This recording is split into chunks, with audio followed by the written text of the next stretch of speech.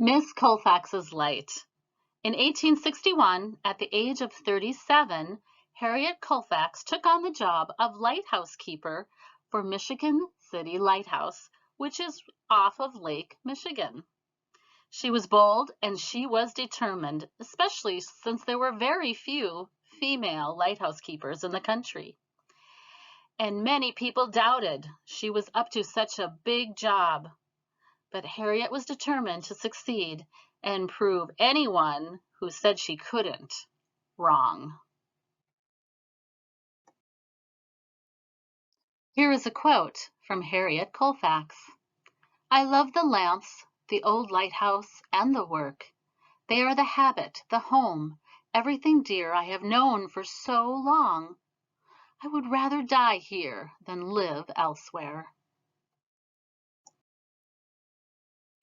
This book is written by Aimee Bissonette and illustrated by Eileen Ryan Ewan. Here is a picture of Harriet Colfax being rowed out to the lighthouse where she will be working and living. Now, the lighthouse is in Michigan City on Lake Michigan, but Michigan City is in Indiana, not in the state of Michigan.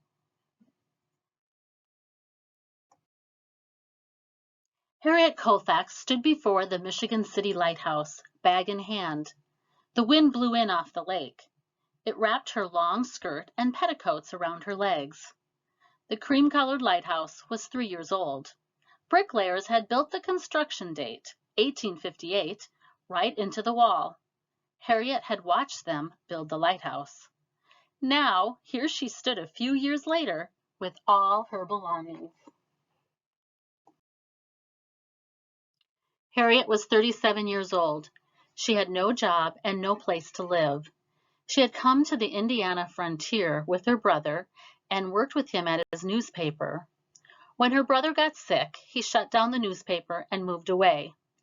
But Harriet loved Indiana. She couldn't leave. If Harriet left Indiana, she'd lose all the independence she'd gained. She'd be without her friend, a school teacher named Anne Hartwell, and she'd be much too far from the crystal blue beauty of Lake Michigan. If Harriet stayed in Indiana, she could make a life. Here in Indiana, women could do nearly anything men could. Here, she had been a music teacher and a newspaper worker, and now she could be a lighthouse keeper. She could put a roof over her own head and Anne's and earn $350 a year if she was willing to work for it. Harriet was willing to work for it. Harriet drew in a long breath, closed her eyes, and exhaled slowly. "I can do this," she said, walking up to the front door. Harriet wasted no time learning her lighthouse duties.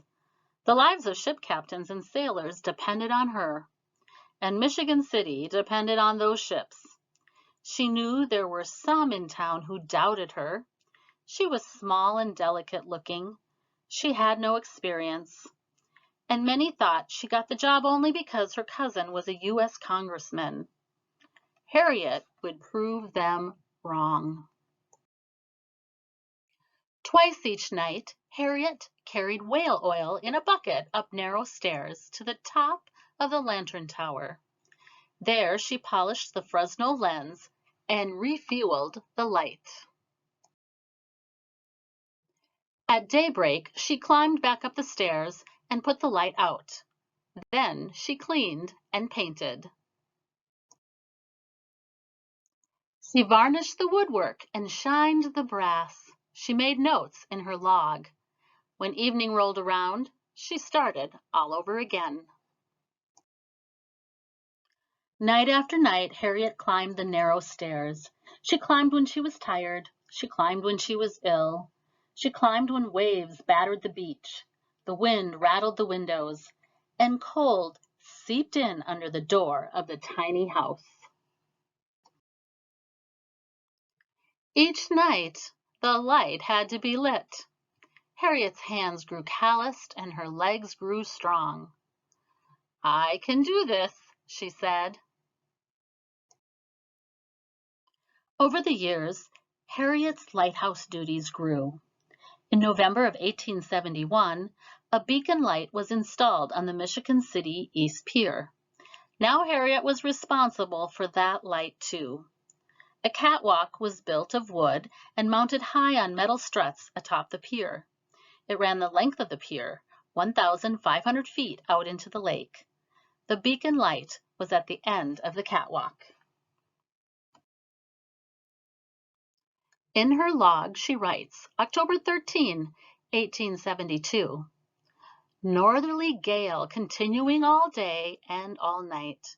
Weather cold with rain and hailstorms. Gale perfectly fearful by nightfall. Waves dashed over the top of the beacon. Reached the beacon in imminent risk tonight as the waves ran over the elevated walk. August 16, 1873. A strong wind and high sea became drenched by the waves in going down to light the beacon. Now each night after lighting the main light, Harriet filled another bucket with fuel for the beacon light. Lard oil had replaced whale oil by then. It was cheaper and easier to get. But lard oil had to be heated. In the worst weather, the wind howled and waves crashed over the catwalk, soaking Harriet's clothes. Sometimes the lard oil hardened in the cold, and Harriet had to fight back through the wind to reheat the oil. In 1874, the Lighthouse Board ordered another change. The beacon light was moved to Michigan City's West Pier. The West Pier was on the far side of Trail Creek. It extended 500 more feet into Lake Michigan.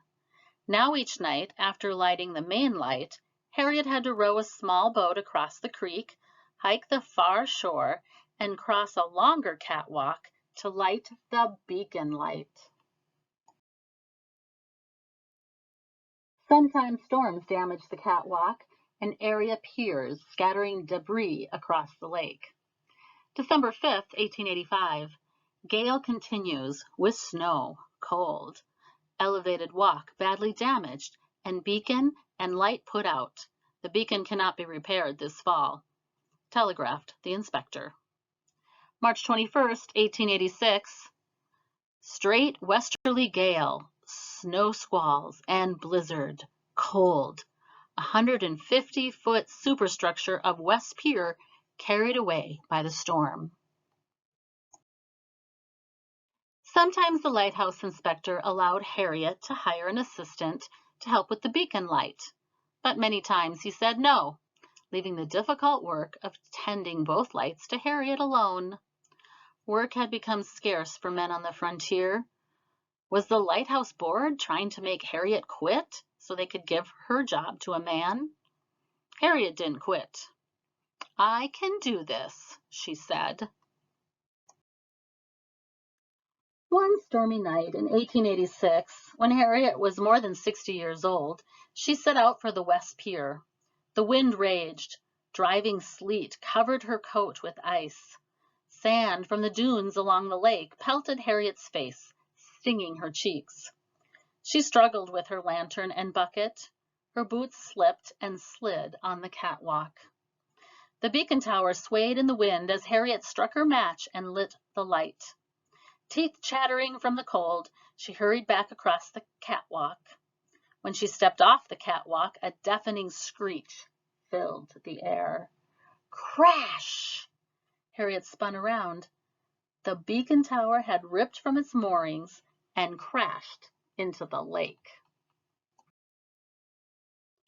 All that night, Harriet paced the lighthouse floors. She climbed to the top of the lantern tower over and over to check the main light. Anyone out on the lake in this storm would need her light to guide them. Harriet would not let them down. October 14, 1886. Severe southeast wind and rainstorm this morning and severe westerly gale this afternoon. The beacon structure was carried away in the storm and thrown up on the beach. A wreck. The temporary light also carried away. For 43 years, Harriet kept the Michigan City Lighthouse burning. The people of Michigan City came to call the lighthouse Miss Colfax's Light. Ship captains called it Old Faithful. With Anne as her companion, Harriet lived out her life on the Great Lake. Through the years, she saw storms and destruction, but also brilliant sunsets, lunar eclipses, and silent, dancing northern lights. She saw tall-masted schooners with white sails give way to steamships of iron and steel. In 1904, when Harriet was 80 years old, the Lighthouse Board put one more change into place. The Michigan City Lighthouse would be replaced by a modern light. The new light would have a steam engine and boilers and a fog whistle. It would have huge coal-fired furnaces. It would require the work of several keepers.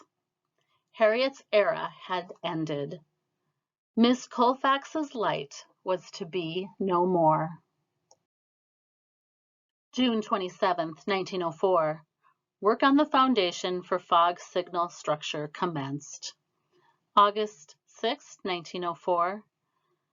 Dwelling house becoming almost inhabitable from repairing going on. Standing in the lighthouse kitchen, the tiny lighthouse keeper fought back her tears. Her back was bowed from years of stoking fires, climbing stairs and catwalks, and carrying buckets in the cold.